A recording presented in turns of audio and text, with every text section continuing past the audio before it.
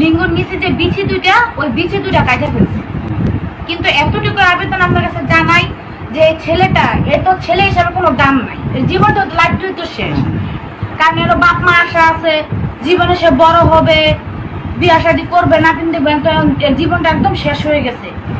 দর্শক, মাদ্রাসা ছাত্র শরীফুল যে মাদ্রাসায় আলেম হওয়ার জন্য গিয়েছিল, কিন্তু দুর্ভাগ্যের বিষয় তার শিক্ষক একজন ইমাম, সে কিন্তু শরীফুলের যে অন্ডকোষ রয়েছে এই অন্ডকোষ দুটি কিন্তু রেখে দেয়।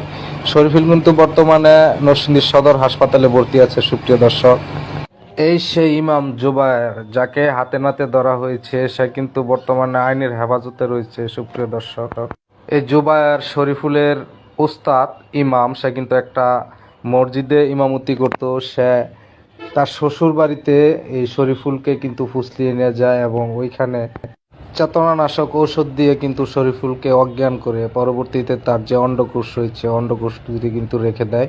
আমার ছেলে গেছে বড় আশা করে মাদ্রাসায় লেখাপড়া করে বড় আলেম হইব। এখন আমার ছেলের কি অবস্থা হইব, আমি কার কাছে যাবো, আমি কোনো বুঝি না।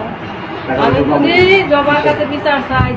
ঈদের বন্ধ দিচ্ছে, বন্ধ দেওয়ার পর বলতেছে আসো ঘুরে এসে।